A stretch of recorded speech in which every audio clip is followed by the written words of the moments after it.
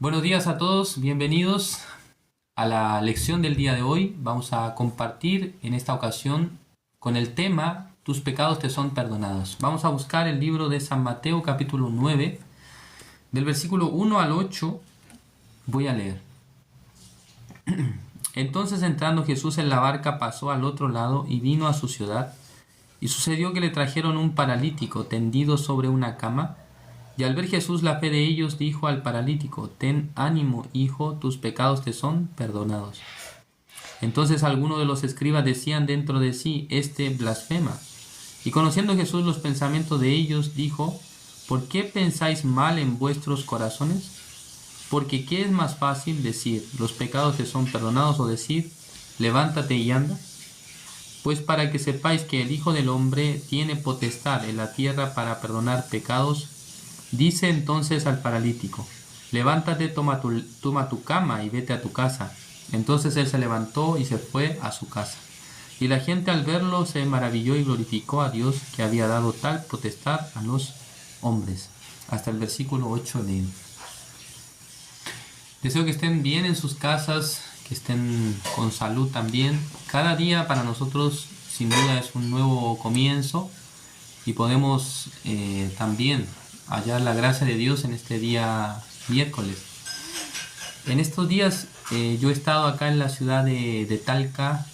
Ayer, por la gracia de Dios, tuvimos el estudio bíblico y también en la tarde yo visité a una amiga de la infancia, y para mí ha sido de gran bendición porque cuando yo, según ella me contaba, cuando yo estaba en el vientre de mi madre, ella ya conocía a mi mamá, ¿no? Nos llevamos 4 años más o menos. Entonces tuve la oportunidad de convivir con ella cuando éramos niños, jugábamos, ¿no? Crecimos como niños. Pero ahora ya siendo adultos ambos, ella tiene 4 hijos, ¿no? Ya tiene su familia. Entonces, para mí fue una gran bendición poder encontrarme con ella el día de ayer. También estuvo su hijo, sus hijas, escuchando la palabra. Ayer fuimos a su casa y yo compartí el evangelio, ¿no? De cómo realmente nosotros podemos ser limpios de pecado. Con este tema yo compartí con ella, estuvo muy contenta y también me dijo que nuevamente pueda visitarle. Creo que Dios está abriendo el camino para que podamos compartir a nuevas personas. Para mí realmente es un desafío cuando tengo que compartir con las personas cercanas a mí, ¿no? Porque la mayoría de las personas cercanas a mí conocen mi vida, ¿no? Entonces es difícil para explicarles ciertas cosas porque ellos ya tienen un cierto prejuicio hacia mí, ¿no? O sea, de cómo yo era o cómo yo había vivido. Entonces yo muchas veces, pensando en esto, siento carga de compartir, ¿no? Porque esta persona sabe o supo cómo yo era, entonces ¿por qué yo ahora le voy a hablar de otra manera? En fin. Pero compartiendo la palabra yo siento mucha libertad, porque en realidad así también yo, antes de creer en el evangelio, yo también había vivido la vida según mi deseo, según mi punto de vista, según mi razón. Y claro, todas las cosas que haya vivido antes, ya Jesucristo, por medio del sacrificio, me había limpiado. Entonces cualquier cosa que yo diga, por más distinta que sea a lo que yo había vivido antes o me habían conocido antes las personas, ya yo puedo decir hoy que ya Jesucristo ya me salvó, Jesucristo me limpió, ¿no? ¿Sí me comprenden? Entonces ya ustedes, cuando encuentran a la gente que es conocida, tal vez a ustedes les da carga, ¿no? Compartir la palabra con ellos. Él me conoce, él sabe quién soy. ¿Cómo le puedo decir a un amigo de toda la vida, ¿no? O a una amiga de toda la vida: yo no tengo pecado, yo soy justo? Entonces alguien se sentirá incómodo por hablar estas cosas. Pero realmente, estimados hermanos, esta salvación que nosotros hemos recibido no solamente nos ha dado, nos ha dado la certeza del perdón del pecado, sino también nos ha dado valentía, ¿no? Es decir que a veces, aunque sentimos carga, pero pasando un poco esta carga, pasando este pensamiento, negativo, podemos realmente compartir y exponer la palabra de Dios. Entonces ayer para mí fue un buen tiempo compartiendo la palabra, fue una buena oportunidad para poder, hablar el evangelio. Y en esta mañana estoy leyendo el libro de San Mateo capítulo 9. En esta palabra aparecen los secretos, o sea, secretos muy, muy valiosos que la Biblia nos plantea. Ya, en esta escena aparece un hombre que es paralítico, que en realidad por sí mismo no puede llegar a donde está Jesús. Es correcto. Acá dice que el versículo 2, y sucedió que le trajeron un paralítico tendido en una cama. Ya, esto a nosotros nos debe hacer entender que el paralítico, si fuera por sí mismo, él no puede llegar. No puede llegar donde está Jesús. Entonces necesita sus amigos, ¿no? 4 amigos, como aparece en el libro de San Lucas, menciona que fueron 4 amigos. Acá en el libro de San Mateo no aparece. Disculpe, en el libro de San Marcos aparece que son 4 amigos.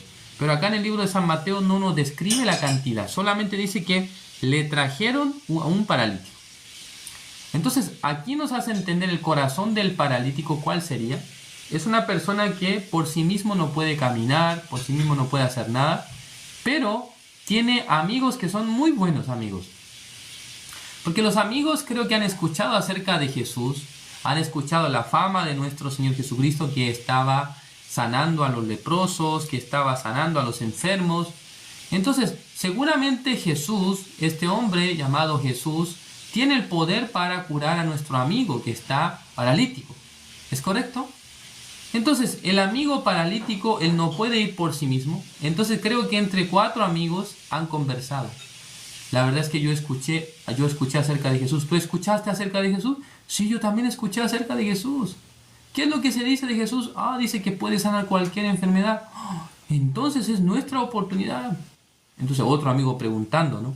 ¿Quién es Jesús? Y Jesucristo es una persona que está obrando con poder. En cada lugar que llega, todas las personas se sanan. Ya, esto no sale en la Biblia, pero yo me imagino esta escena. Entre los amigos están conversando. ¿Qué podemos hacer? Ya, si lo llevamos al hospital, en el hospital no lo pueden curar, en el hospital no se puede sanar. Pero realmente yo tengo una esperanza. Yo vi realmente cómo Jesús había curado al leproso. ¿De verdad tuviste eso? Sí, yo lo vi. Entre los amigos están conversando. Finalmente ellos toman la decisión. Vamos a llevar a nuestro amigo delante de Jesús. ¿Con qué propósito? ¿Para qué ellos quieren traer a este amigo delante de Jesús? Para que Jesús lo sane de su enfermedad, de su situación. Él era paralítico. Entonces ellos, con un corazón bien amplio, bien decidido, ya pensaron, vamos a llevar a este amigo delante de Jesucristo. Entonces, acá en el versículo 2, dice, y sucedió que le trajeron un paralítico tendido sobre una cama, y al ver Jesús la fe de ellos, dijo al paralítico. Ya acá otro antecedente importante. ¿Qué dice aquí? Al ver la fe de ellos. ¿De quién? Ya, ¿quiénes son los que tenían la fe para llevar a este amigo paralítico? ¿Quiénes son los que tienen la fe realmente? Decía que los amigos o los que trajeron a este amigo delante de Jesús. En el libro de San Marcos nos describe que, como dije antes, son 4 amigos que traen a este paralítico delante de Jesús. Entonces los amigos del paralítico esperan una manifestación, ¿no? Una manifestación milagrosa de cómo su amigo sea sanado, de cómo sea levantado. En el año 2011 yo escuché el Evangelio, o sea, por medio de un evento que se realizó en la ciudad de Buenos Aires, en Argentina. Pero realmente yo no tuve la idea de convertirme en cristiano, tampoco de convertirme en pastor.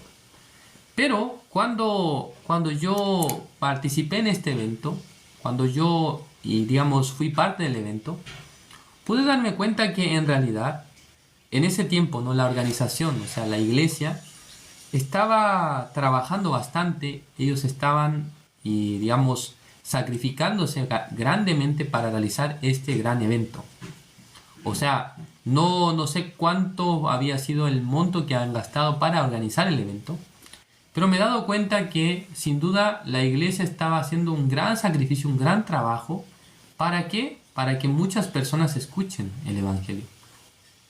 Entonces cuando pienso en eso, puedo darme cuenta, la iglesia es un grupo de personas que teniendo un corazón en común, desea salvar a las personas, desea hacer o sacrificarse para poder y llegar a mucha gente y para que muchas personas escuchen el Evangelio.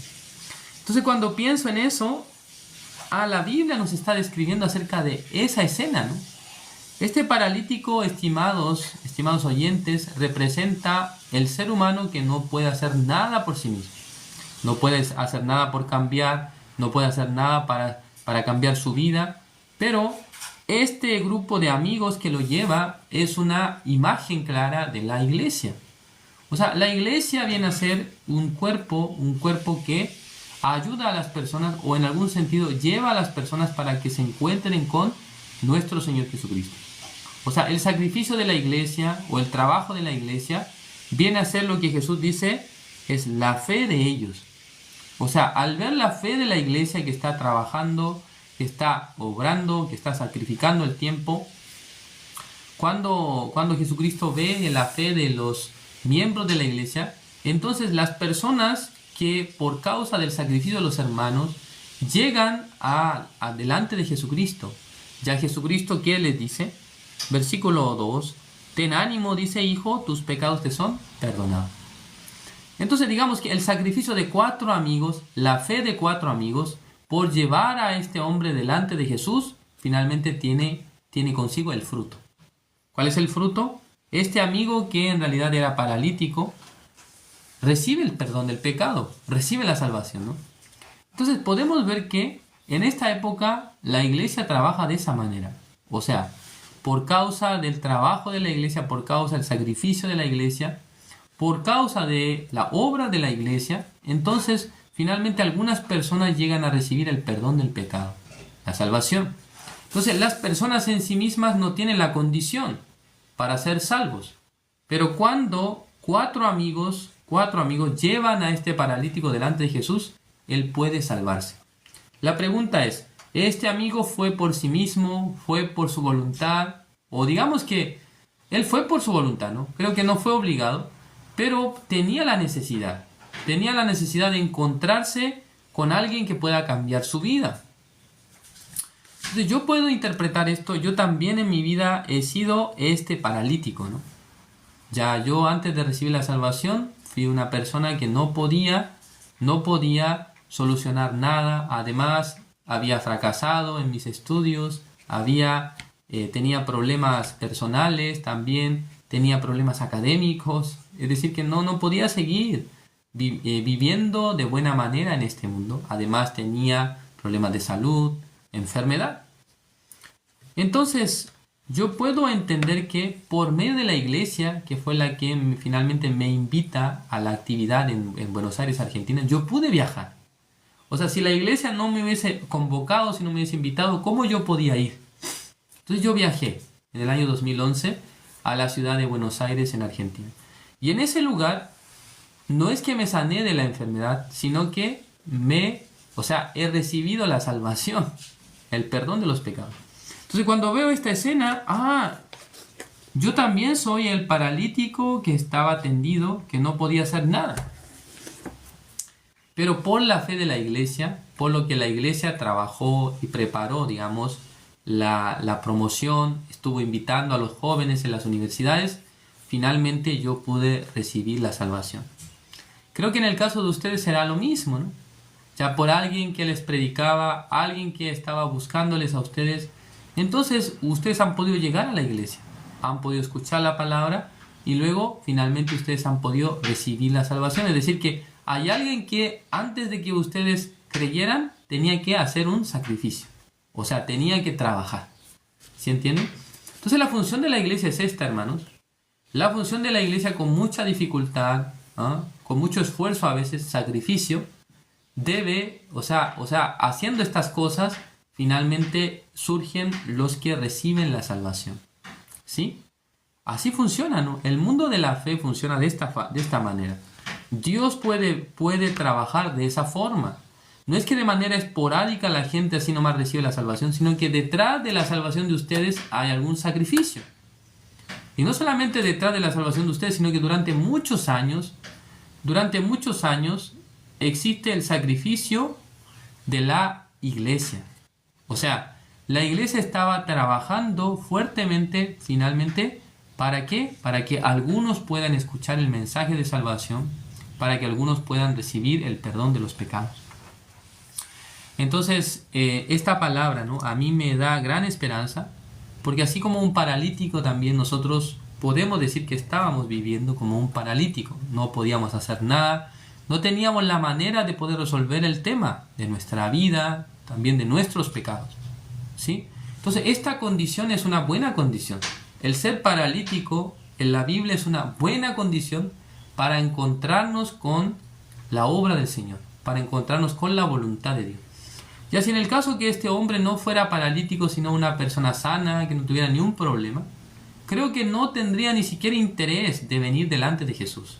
Pero por ser paralítico, ¿no?, por tener una situación que no puede solucionar por sí mismo, entonces no puede menos que venir delante de Jesús, ¿no? Ustedes también, ¿no? Ustedes también, cuando tienen manera de resolver las cosas, no tienen interés acerca de Jesús. Tampoco tienen interés de la iglesia, tampoco de Dios. Pero cuando ustedes no pueden resolver algo, cuando ustedes son personas que no pueden solucionar algo, entonces, ¿qué es lo que ustedes tienen que hacer?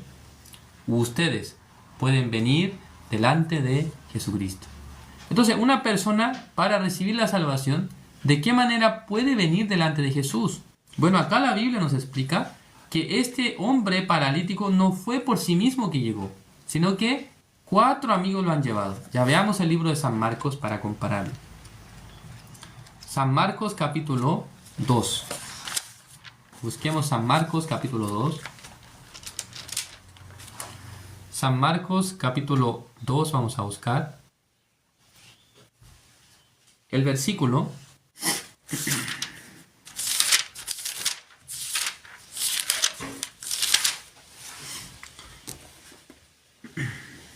El versículo 1 dice: Entró Jesús otra vez en Capernaum después de algunos días y se oyó que estaba en casa.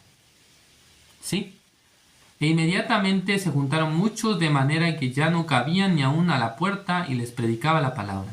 Versículo 3. Entonces vinieron a él unos trayendo un paralítico que era cargado por 4, dice. ¿Sí? Un paralítico que era cargado por 4 y como no podían acercarse a él a causa de la multitud, descubrieron el techo de donde estaba y haciendo una abertura bajaron el lecho en que yacía el paralítico.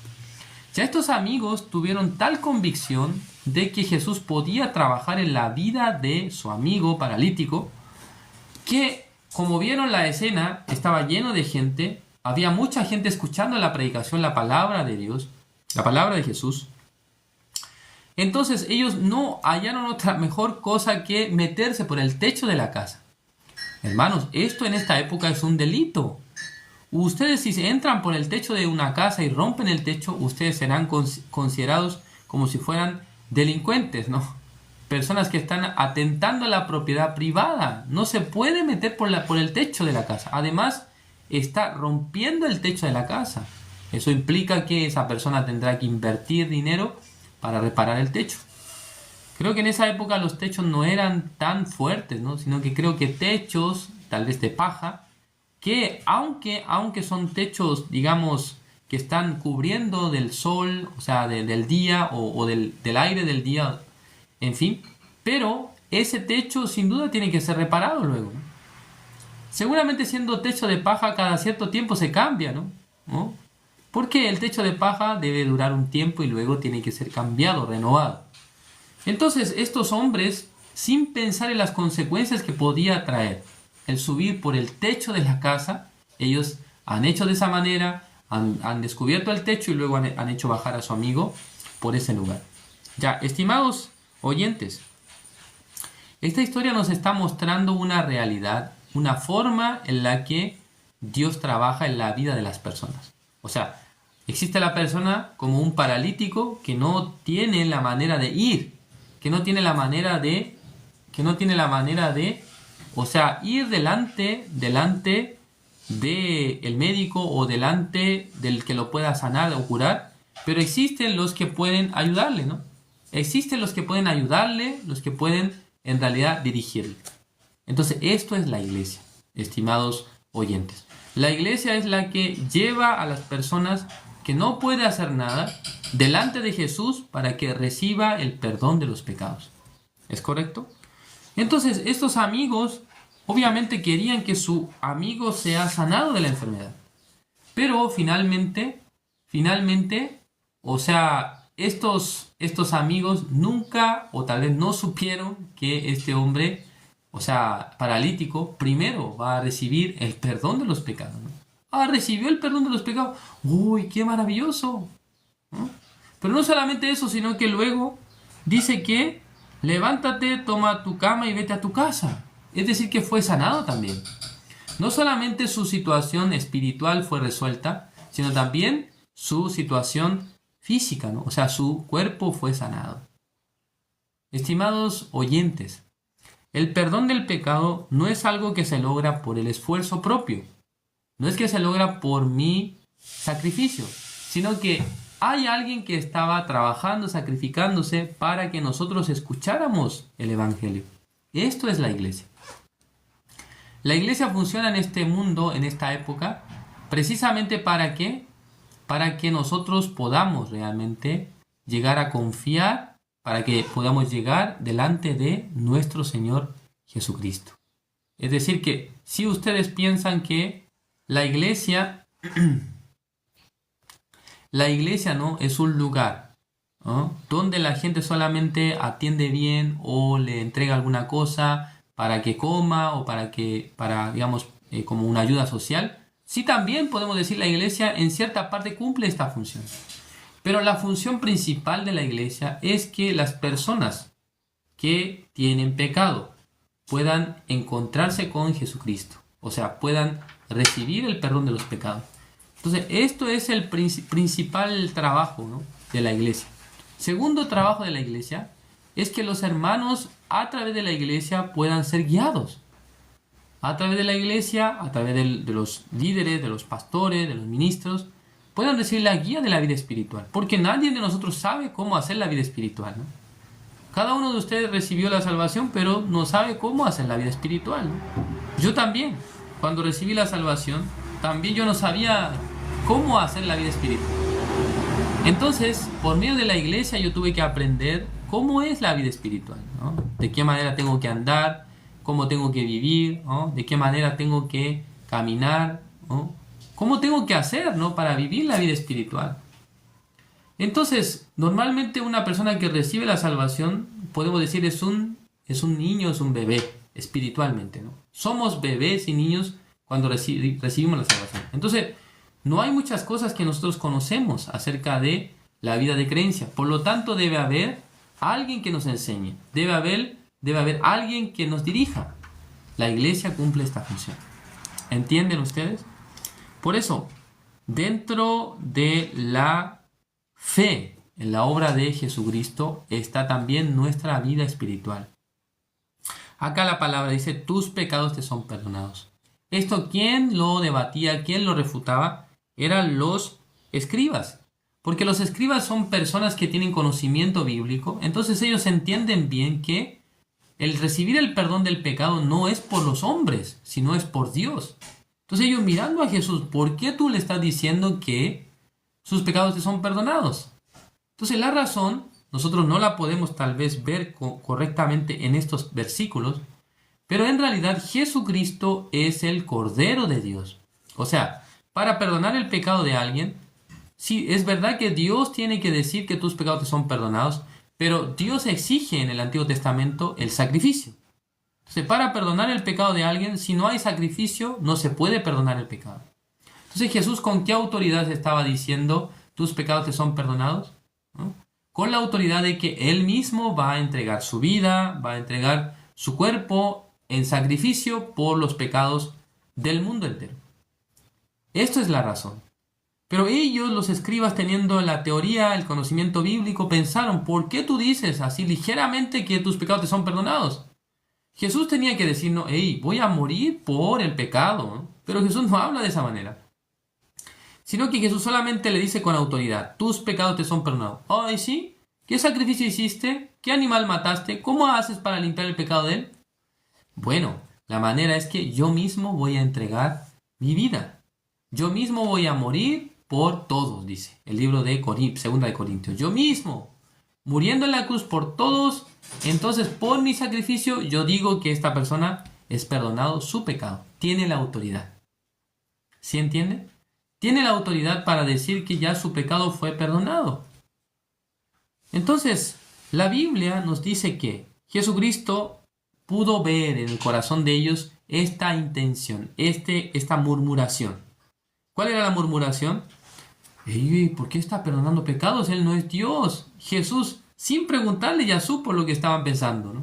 Ay, ustedes están pensando mal en sus corazones, pero no debe pensar así. Ya entonces, Jesús le dijo: ¿qué es más fácil decir? ¿Tus pecados te son perdonados? O levántate, toma tu lecho y anda.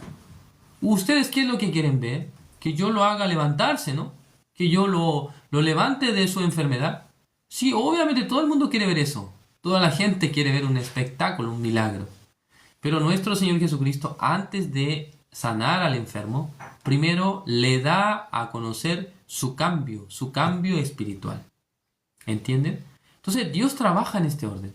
Primero quiere perdonar nuestro pecado, limpiar nuestros pecados, y luego Él quiere solucionar varios temas de nuestra vida, entre ellos la enfermedad física, entre ellos algún problema de nuestra vida, algún vicio que ustedes tengan, alguna conducta que sea problemática. Ya, esto es la obra del Señor. Cuando ustedes reciben la salvación, siendo salvos, siendo personas limpias de pecado, están después luego arrastrando su vida que ha sido influenciada durante 10 años, 20 años, 30 años. Entonces hay costumbres que están arraigadas en su ser. Como dije antes, algunos tienen algunos vicios, alguna mala costumbre. Entonces, por medio de la iglesia, Dios empieza a trabajar. ¿Para qué? Para que los hermanos puedan obtener el cambio de su vida completo. No solamente el cambio espiritual, no solamente el cambio de que ya han sido salvos, sino acerca de su convivencia diaria, acerca de su vida diaria, de su vida personal, de su vida familiar. ¿Sí? Entonces Jesucristo tiene el poder para hacer esto, ¿no? A través de la iglesia el Señor trabaja. El Señor y va cambiando la vida nuestra y nos va formando y nos va dirigiendo y nos va ordenando y nos hace dejar cosas que antes hacíamos, en fin. Entonces va formando la persona de Dios, va formando al hombre, a la mujer de Dios. ¿Sí? ¿Comprenden? Por eso, tus pecados te son perdonados, es el inicio de toda la bendición de Dios.